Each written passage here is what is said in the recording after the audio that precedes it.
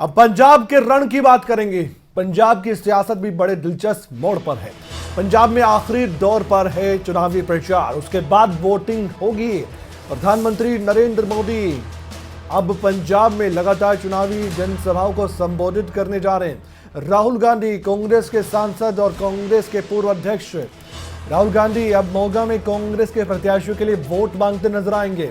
अरविंद केजरीवाल, आम आदमी पार्टी की करता धरता दिल्ली के मुख्यमंत्री अरविंद केजरीवाल पंजाब की अलग अलग विधानसभाओं में नुक्कड़ सभा करने वाले हैं। इससे पहले प्रेस कॉन्फ्रेंस कर अपने विरोधियों पर खूब निशाना उन्होंने साधा था, लेकिन आज बड़े बड़े दिग्गज पंजाब के चुनावी रण में प्रचार का जिम्मा संभालने वाले हैं और इसलिए हम कह रहे हैं कि यहां पर साख दांव पर है कई दिग्गजों की।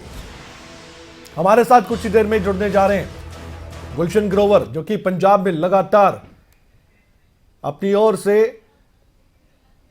ये कोशिश कर रहे जानने के लिए कि किस तरीके से लोगों के मन में मुद्दों को लेकर चल रहा है कि वो किस बिना पर वोटिंग देने जा रहे हैं। लेकिन फिलहाल पंजाब के रण में जिस तरह से दिग्गज आज प्रचार करते नजर आएंगे, 3 तस्वीरें देखिए और इनसे अंदाजा लगाइए कि जो जनसभा होगी वो किस तरीके की हो सकती है। ये पुरानी तस्वीर जरूर है, लेकिन आज की जो नई और ताज़ा तस्वीर सामने आएंगे और ताज़ा बयान सामने आएंगे, उनमें आप बहुत सी बातें देखेंगे, पंजाब के मुद्दे भी देखेंगे और पंजाब के मुद्दों से इतर भी बहुत कुछ देखने को मिलेगा, क्योंकि बड़े बड़े दिग्गज प्रधानमंत्री नरेंद्र मोदी का नाम, राहुल गांधी और अरविंद केजरीवाल तो अब पंजाब के दौरे पर लगातार है ही। जब तक वोटिंग नहीं होती है उससे पहले तक अरविंद केजरीवाल ने अपनी ड्यूटी दिल्ली से हटाकर पंजाब में ही लगा दी है और वो जानते हैं कि ये मौका बड़ा है, फिर मौका 5 साल बाद ही आएगा, इसलिए वो पूरे जी तोड़ से मेहनत कर रहे हैं। हमारे साथ संगरूर से जुड़ चुके हैं गुलशन ग्रोवर, उनसे हम चर्चा कर लेते हैं। गुलशन, इस समय पंजाब की राजनीति में क्या लग रहा है, किस इंटरेस्टिंग मोड़ पर है ये पंजाब की पॉलिटिक्स, और पंजाब की पॉलिटिक्स में कौन किस तरह से भारी किस पर पड़ रहा है, कौन हावी है किस पर, यह बड़ा सवाल है। लेकिन जो जनसभाएं आज होने जा रही हैं, इस तरह की जनसभाओं से क्या लगता है गुलशन कि किस पार्टी को संजीवनी मिल सकती है, किस पार्टी का पलड़ा कितना भारी हो सकता है, कह सकते हैं कुछ? क्योंकि आप जानते हैं कि प्रधानमंत्री नरेंद्र मोदी की जुबान में वो जादू है, ये एक्सपर्ट्स भी मानते हैं, पॉलिटिकल एक्सपर्ट भी कहते हैं कि वो कुछ ऐसा कह देते हैं कि वोटर्स पर कोई ना कोई फर्क तो जरूर पड़ता है। राहुल गांधी परिपक्व नेता के तौर पर अब अपने आप को साबित करने की कोशिश में जुटे हैं। अरविंद केजरीवाल पंजाब के मुद्दों को लेकर आगे बढ़ रहे हैं। इन तीनों दिग्गजों के जनसभाओं से, प्रचार से क्या लगता है कि कोई फायदा पार्टी को और पार्टी के उम्मीदवारों को हो पाएगा?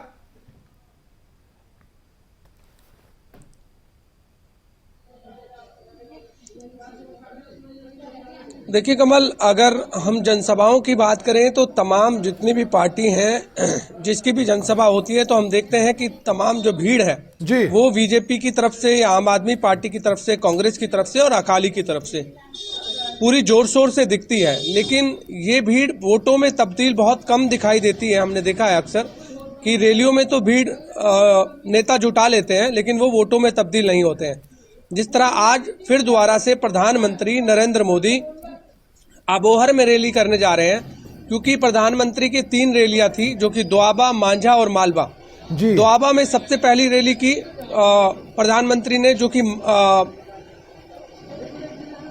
दोआबा में पड़ती है, और उसके बाद मांझा में की जो पठानकोट में पड़ती है, और आज मालवा में है जो कि अबोहर जिले में इस समय प्रधानमंत्री नरेंद्र मोदी रैली करेंगे।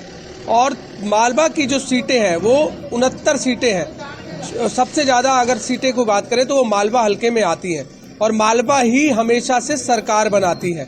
तो ऐसे में आज मालवा हलके में प्रधानमंत्री नरेंद्र मोदी अपना भाषण देंगे, क्योंकि आपने ठीक कहा कि उनके भाषण में से जो लोग जो हैं वो आकर्षित हो जाते हैं, क्योंकि वो जब भी कुछ बोलते हैं तो कहीं ना कहीं लोग उनकी बातों में, हम अक्सर देखते हैं कि वो वोटों में जरूर तब्दील होती है। प्रधानमंत्री ने कल जब पठानकोट में साफ तौर से आम आदमी पार्टी और कांग्रेस पर जमकर निशाना साधा, उन्होंने कहा कि हम पंजाब को मजबूर नहीं मजबूत बनाएंगे, और यदि बीजेपी की सरकार आई तो मजबूत पंजाब बनेगा। चाहे वो नशे को लेकर बात हो, हमने हमेशा देखा कि तमाम जो पार्टियां हैं इस 2022 के रन में लगातार नशे को मुक्त करने की बात कर रही है।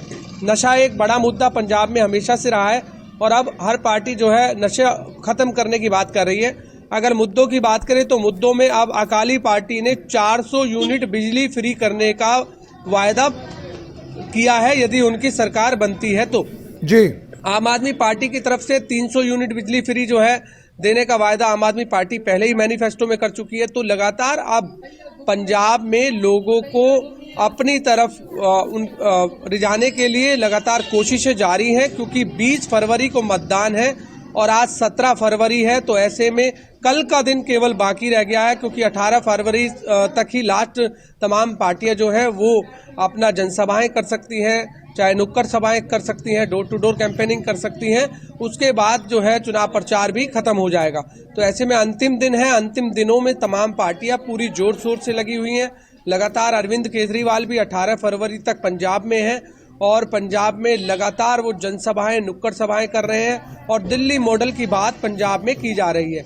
जो दिल्ली में उन्होंने काम किया वो पंजाब में करेंगे और पंजाब मॉडल दिल्ली से भी अच्छा बनाएंगे, ऐसा आम अच्छा, आदमी बहुत पार्टी कह रही संक्षेप है। में संगरूर से आप जानकारी दे रहे हैं हमें गुलशन, बहुत संक्षेप में बताइएगा कम शब्दों में।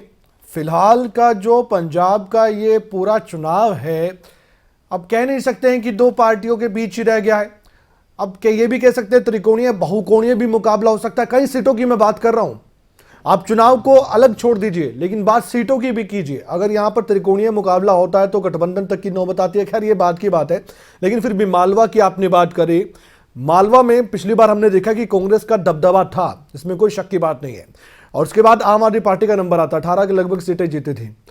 अब ऐसे में यहां पर लग रहा है कि बहुकोणीय मुकाबला, त्रिकोणीय भी नहीं कह सकते हम, क्योंकि कोई भी पार्टी कम नहीं है। बीजेपी अपनी ओर से जोर लगा रही है, अकाली दल अलग हो चुके हैं बीजेपी से, वो अपनी जोर लगा रही है, उनके साथ बीएसपी है। इसके अलावा बात अगर करें तो अब कैप्टन अमरिंदर सिंह बीजेपी के साथ आ चुके हैं। क्या लग रहा है कि बहुकोणीय मुकाबला, त्रिकोणीय मुकाबला है, या फिर दो पार्टियों के बीच की लड़ाई होगी मालवा में?